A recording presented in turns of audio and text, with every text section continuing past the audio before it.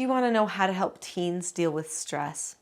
I'm Nicholeen Peck, and I teach all over the world about parenting, good communication, how to build strong family bonds, and child development, all through the lens of the principle self-government. And in this video, we're talking about teens and stress.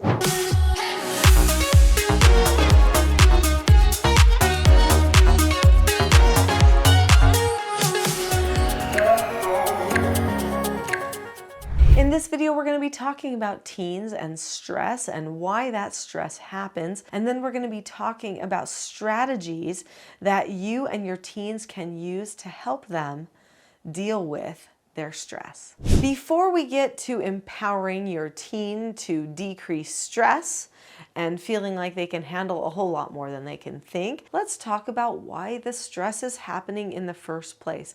Sometimes just you knowing why and helping them know why can help decrease stress. Do they know how their brain works? Do they know that there are certain parts of their brain that if they start to solve problems in that part of their brain, that they will start to spark more stress chemicals in the brain?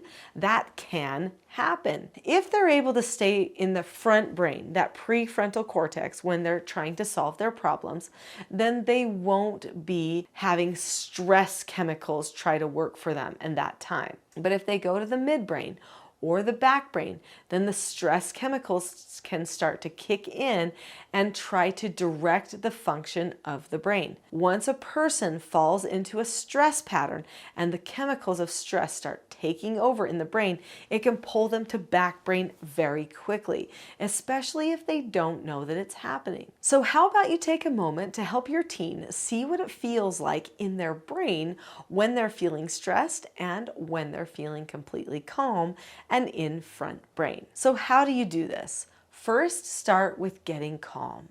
Closing the eyes, visualize calming all the different parts of the body, releasing any tension, focusing on your breathing, and then ask the teen, okay, what does that feel like?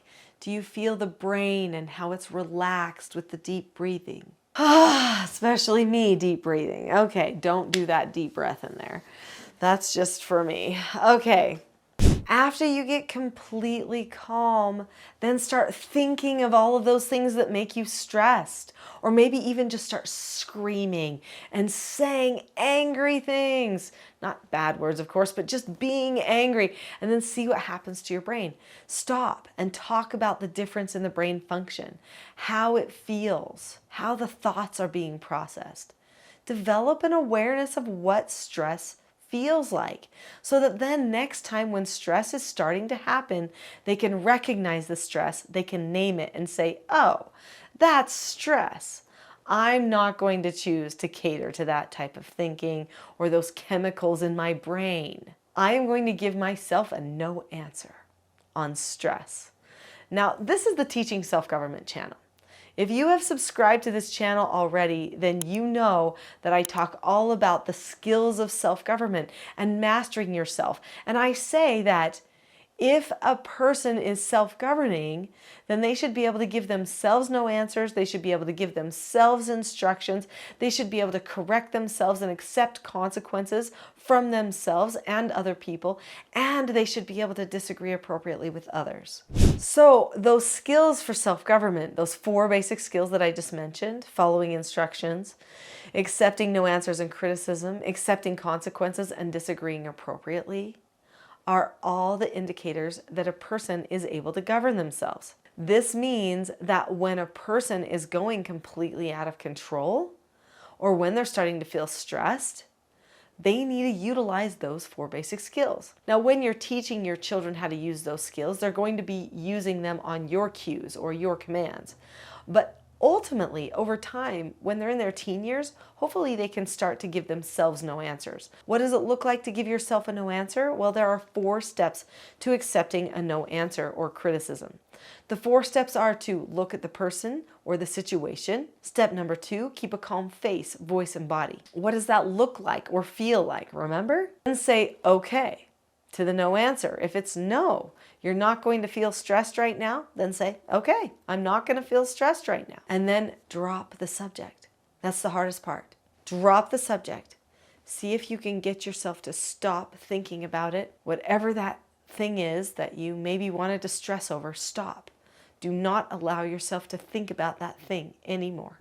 I hope you see how just knowing how your brain functions and being able to give yourself a no answer actually could stop your stress. But we could take it a step further than that. If you really want to make sure you don't go back to engaging in stress, then now you give yourself an instruction to move forward. Then let's take it a step further and actually give yourself an instruction to move forward, to make progress in a forward direction away from the stress. That's going to make it all the more likely that a person does not engage in stress. So what type of an instruction might I give myself? I might give myself an instruction to think a certain thought, to think, what is true here?